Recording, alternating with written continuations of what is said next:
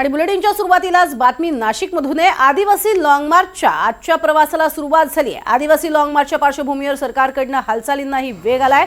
लाल वादळाच्या शिष्टमंडळाची मंत्री गिरीश महाजन यांच्या स्वीय सहाय्यक संदीप जाधवांनी भेट घेतली आहे। तर आज दुपारी 2 वाजता मागण्यांसंदर्भात मुंबईमध्ये बैठक आहे। दरम्यान घाटनदेवी परिसरातून सुरू झालेला आजचा प्रवास हा कसारा घाटमार्गे मुंबईकडे मार्गस्थ होणार आहे। अधिक माहिती घेऊयात आमचे प्रतिनिधी प्रांजल कुलकर्णी यांच्याकडनं। प्रांजल, आदिवासी लॉंग मार्च आहे, काय प्रामुख्याने मागण्या?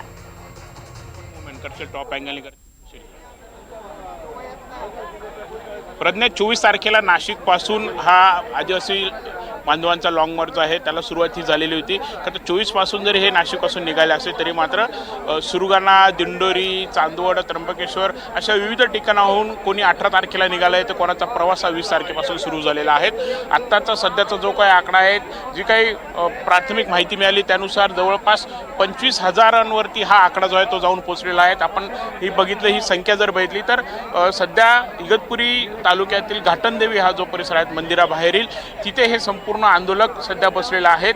या मोर्चाच्या पार्श्वभूमीवरती नाशिक मुंबई महामार्गावरील वाहतूक देखील सध्या वळवण्यात आलेली आहे। समृद्धी महामार्गे सर्व वाहनं जी आहेत ती तिकडून सोडली जात आहेत। काल देखील आपण बघितलं तर मोठ्या प्रमाणात वाहतूक कोंडी इथे बघायला मिळाली होती, त्या पार्श्वभूमीवरती हा निर्णय घेण्यात आला आहे। इकडे आपण जर बघितलं तर आज दुपारी खरं मंत्रालयामध्ये 2 वाजता बैठकही होणार आहे। मुख्यमंत्री, वनमंत्री, त्यासोबतच गिरीश महाजन, इतर मंत्री इथे उपस्थित राहणार आहेत। सध्याला नाशिकचे विशेष पोलीस महानिरीक्षक दत्तात्रय कराड इथे दाखल झालेले आहेत आणि आंदोलकात या मोर्चाचे आयोजक आहेत JP गावित, त्यांच्यासोबत चर्चा देखील सुरू आहेत। पोलिसांकडून देखील त्यांना विनंती ही केली जाते।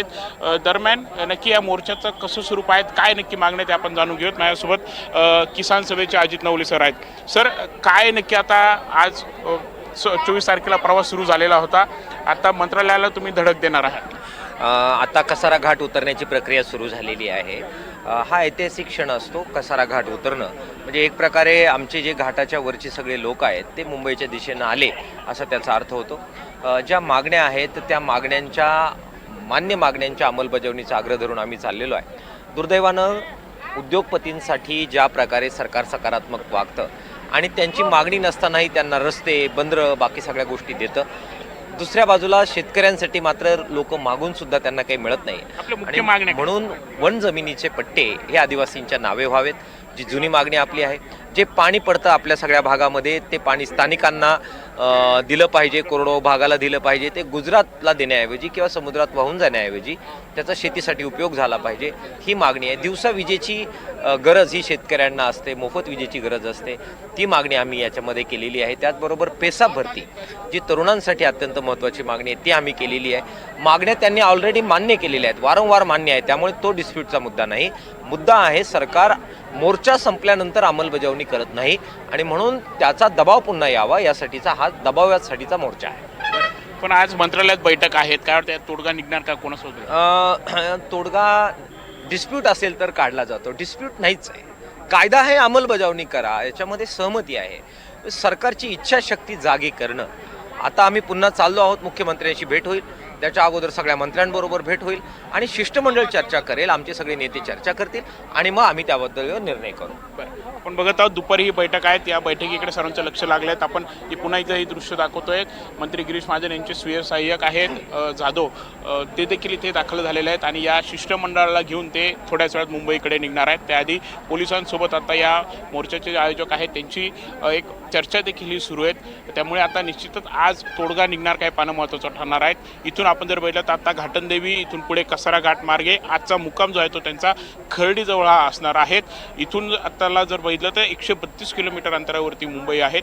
गेल्या वेळी देखील आपण बघितलं तर हे लाल वादळ जेव्हा मुंबईत धडकलं होतं तेव्हा मुंबई जाम झाल्यासारखी परिस्थिती झाली, ती चक्काजाम खर्च झालेला होता आणि पुन्हा एकदा खरं तर तशी परिस्थिती ही उद्भवू शकते आणि त्याच पार्श्वभूमीवरती कुठेतरी सरकारकडून देखील हालचालींना हा सध्या वेग आलेला आहे। त्यामुळे एकंदरीतच आजची बैठक अत्यंत महत्त्वाची आहे। काल देखील मंत्री गिरीश महाजन हे इथे आलेले होते, मोर्चेकऱ्यांची देखील त्यांनी भेट घेतली होती। यासोबतच दुपारी देखील JP गावितांसोबत त्यांची चर्चा झालेली होती। मात्र JP गावित जे आपल्या मागण्यांवरती ठाम आहेत, अंमलबजावणी जी आहे ती तात्काळ केल्याशिवाय आम्ही हलणार नाहीत असं देखील त्यांनी इशारा दिलेला आहे। त्यामुळे निश्चितच आता आज काय होतंय याकडेच खरं तर सर्वांचं लक्ष लागलं। मात्र पोलिसांसोबत सध्या काय संवाद सुरू आहे? इतक्या मोठ्या संख्येने आदिवासी बांधव एकत्रित आल्यामुळे कोणता प्रश्न निर्माण होऊ शकतो का? पोलीस काय सांगतात या आंदोलकांना?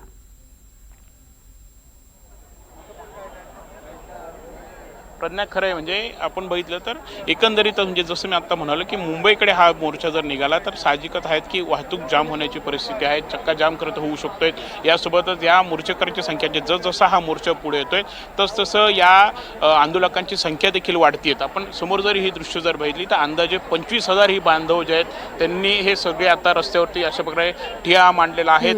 जिथे जागा मिळेल तिथे ते झोपतायत, तिथे ते आश्रय हे घेत आहेत. खायला करता त्यांनी सोबत आपल्या शिदा देखील बांधून आणलेला आहेत, शिदोरी देखील आणलेली आहेत. चटणी भाकरी खाऊन खरं तर आज त्यांचा 5वा हा दिवस आहे. आणि अशा परिस्थितीमध्ये हे जेव्हा मुंबईला जाऊन धडकतील म्हणजे नक्कीच. जेव्हा सुरगाण्यातून या मोर्चाला सुरुवात झाली होती तेव्हा 5,000ची संख्या होती आणि आता 25,000पर्यंत ही संख्या आहे. प्रत्येक तालुक्यातून इथे हे बांधव सहभागी होत आहेत आणि याच सर्व पार्श्वभूमीवरती नक्कीच पोलीस हे चालेल. त्यांना विनंती करतायत की अंमलबजावणी सरकारकडून खरं तर केली जाईल, प्रयत्न हे केले जातील. मात्र नक्कीच. प्रांजल, इथूनच मुळातच खरं तर तुम्ही ही अंमलबजावणी व्हावी आणि प्रत्यक्षात कृती व्हावी ही मुळात अपेक्षा आहे आणि त्यासाठी हा मोर्चा निघालेला आहे. तुर्तास धन्यवाद या संपूर्ण माहितीसाठी.